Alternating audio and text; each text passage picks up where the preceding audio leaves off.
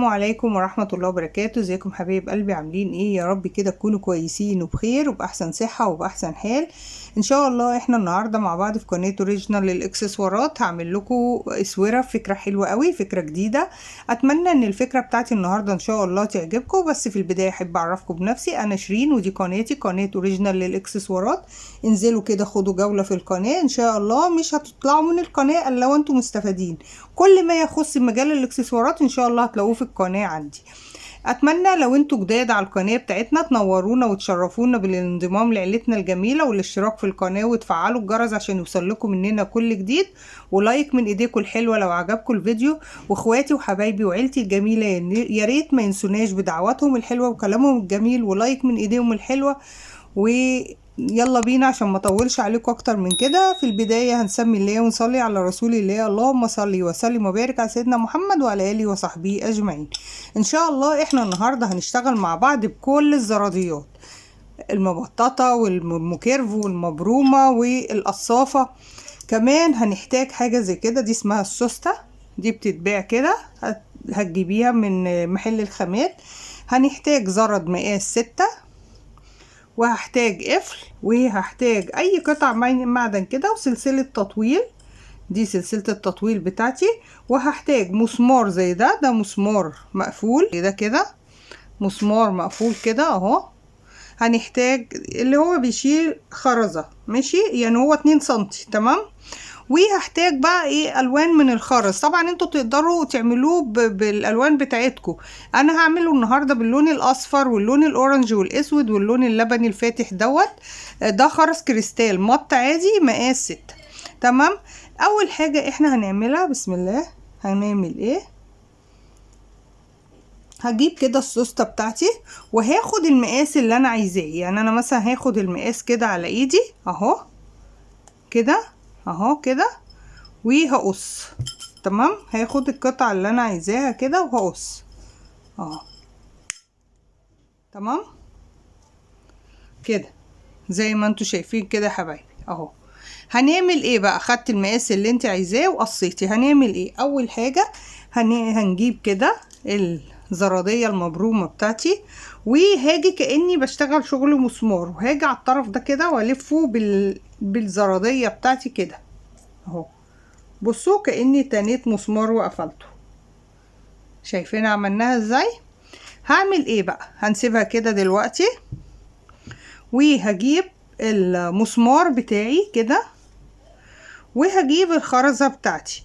انا هشتغل مثلا، انا هبدأ يعني انا هعمل بالاسود زي ما قلت لكم والاصفر والالوان دي كلها. فانا هعمل من كل مجموعة خرز من دي انا هعمل مثلا 25 خرزة كده. هندخل الخرزة في المسمار كده، وبعد كده هنعمل كده. بصوا بقى، الحتة دي هي اللي مهمة. هنعمل كده، هنتني المسمار، مش هطلع بالزرادية، هفضل الف كده، هلف كده، هعملها كده بالمنظر ده، شايفين؟ هنعمل تاني هوريكم اهو. بصوا، هندخل الخرزة كده عادي اهو، وهلف كده. بصوا، هحط المسمار كده بين الزرادية وهلف، مش هطلع بالزرادية، يعني انا هفضل هلف اهو.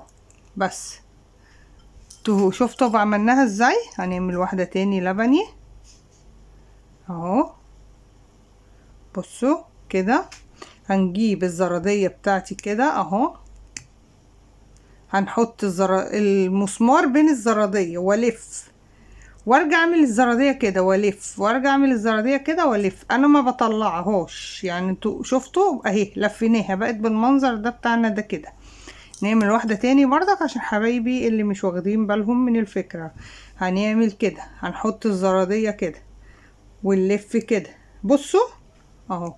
وهنعمل كده، هنلف كده، بنلف بالزرادية. انتوا بصوا الزرادية ما بتطلعش، المسمار ما بيطلعش منها، احنا عمالين شغالين لف كده. بصوا احنا بنحط المسمار وحاكمينه وبنلف، كل ما بنلف هو بيلف معانا بالطريقة دي. هنعمل ايه بقى؟ احنا جبنا البتاع اللي هي السلك بتاعنا كده وعملناه وقفلناه كده، خلاص. هنعمل ايه؟ هنعمل 25 خرزة زي ما قلنا مثلا من اللون الاسود. هنعمل 25 خرزة تمام. احنا عملنا اول حاجة هو اللون الاصفر. هعمل ايه؟ هجيب خرزة كده فاضية ما فيهاش مسامير ولا حاجة وهدخلها هنا خلاص كده، وبعد كده هجيب الخرز اللي انا عملته في المسمار وهدخله كده، هدخلهم كلهم بالطريقة دي اهو. بصوا دخلناهم بالمنظر ده كده. هجيب واحدة تاني صفرة اهو كده من غير مسمار ولا حاجة وهدخلها كده، هدخلها كده بالمنظر ده كده. هنعمل ايه بقى؟ هجيب اللون الاسود وعملنا بردك زيها وهدخلهم كلهم بردك بنفس الطريقة، بس مش هحط هنا خرزة سودا في الاول، انا حاطه واحدة صفرة فمش هحط اسود. هنحط الاسود وهرجع بردك اوريكم شكلها بعد ما هنحطه اهو كده. دخلنا الاسود كمان بعديها اهو. هاجي بردك هاخد بعديها خرزة سودا. انتوا فهمتوا؟ احنا في البداية خدنا خرزة صفرة وبعد كده الشوية وبعد كده خدنا خرزة صفرة وبعد كده حطينا الاسود وخرزة سودا. هرجع احط اللون اللبني اهو. بصوا كده احنا خدنا كده اللون الاسود، بعد كده خرزة اللون الاصفر، خرزة اللون الاسود، خرزة اللون اللبني، خرزة اللون الاسود، خرزة. بصوا انا حبيت هحط الاسود فاصل بين كل لون ولون. يعني انا دلوقتي هحط الاورنج وبعد كده هحط بعد الاورنج اللون الاسود تاني. انتوا فهمتوا قصدي؟ يعني انا هحط دلوقتي هحط اللون الاورنج وبعد كده هحط اللون اللبني وبعد كده هقفل باللون الاسود وهوريها لكم بعد ما اخلص. بصوا كده بقى يا حبايبي، بصوا احنا حطينا اهو. هنيجي نقفل هنا بالخرزة السوداء. بصوا في حاجة كمان هقول لكم عليها. يعني انا مثلا ممكن اجي اعمل البندورة ديت مثلا اعملها مقاس صغير، فانا مش هحتاج 25 خرزة بالطريقة دي. يعني انتوا فاهمين؟ ممكن اعملها مقاس اكبر. يعني بصوا انا مثلا قصة السوستة دي وعملتها برضه، بس مثلا انا حسيت ان السوستة دي صغيرة فانا قلت لا انا هعمل مثلا سوستة اكبر.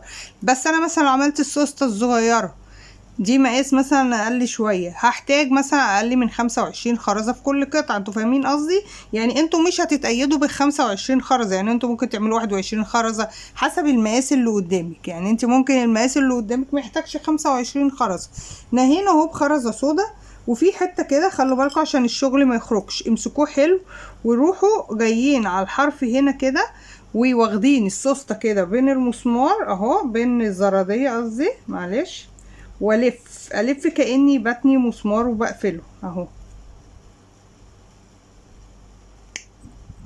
بصوا قفلتها كده من الناحيه دي زي الناحيه دي، قافلاها اهو وحاكمه القفله بتاعتها. لو انت حاسه ان القفله مفتوحه شويه ممكن تضغطي عليها بزراديه اقوى شويه كده. خلاص بصوا كده الشكل بتاعها. هنعمل ايه بقى؟ بصوا هجيب الزراديتين بتوعي كده. انتوا فهمتوا قصدي في الحته اللي بقول لكم؟ يعني انتوا لو عايزين مقاس اصغر مش هتبقى 25 خرزه، تبقى اقل. مقاس اكبر هتبقى 25. يعني انتوا بتتحكموا هنا. بصوا هنجيب الزرد بتاعي، يعني انتوا قصدي بتتحكموا بعدد الخرز حسب المقاس. هجيب الزرده بتاعتي كده وهدخلها هنا كده بصوا، وهجيب الناحيه دي سلسله التطويل كده واقفلها، وهجيب الناحيه التانية سلسله الزرده بتاعتي كده اهو، وهاجي الناحيه التانية كده واحط القفل، نحط القفل بتاعنا. خلاص دي بنقول عليها احنا احيانا بنقول عليها، ممكن تقولي اسوره تقولي بندوره بتاعتك يعني براحتك، بس في الغالب احنا بنقول عليها بندوره، ودي تعتبر من ارخص البندورات يعني بدل البندورات الغاليه. هاجي في سلسله التطويل كده ممكن اعمل بقى اعلق خرز بمسامير، وممكن اعلق كوينز او اي معدن عندي كده. سلسله التطويل بتاعتي هعمل فيها شكل. انا البندوره بتاعتي هنا دي عامله فيها يعني انا مدلعيها شويه مكتره الشغل فيها. انتوا متعودين عني ان انا بعمل حاجات مش مكلفه، لا هي دي مكلفه شويه. الفكره بتاعتي النهارده دي مكلفه شويه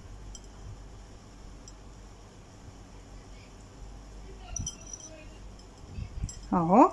بندخلها كده الخرزه في السلسله، بصوا قصدي اللعبه في الزرده، ونروح معلقينها في اي حته في السلسله بنفس الطريقه اللي انا عماله اشتغل بيها. ان انا بصوا ما بعدش، انا شغاله عشوائي، فاي جزء بيقابلني في السلسله على بعد حلقتين 3 واروح عامله كده. تمام. بصوا بقى الشكل اهو كده. هتتقفل البندورة بتاعتي طبعا حسب المقاس، اتقفلت في الزردة هيبقى ده نازل كده منها، اتقفلت مثلا في سلسلة، يعني انتوا فاهمين. بصوا الشكل بتاعها بجد جميلة جميلة جميلة، تحفة بجد. بصوا، اتمنى ان الفيديو بتاعنا النهاردة يكون عجبكم وفتقال عليكم. دلوقتي اقول لكم السلام عليكم ورحمة الله وبركاته.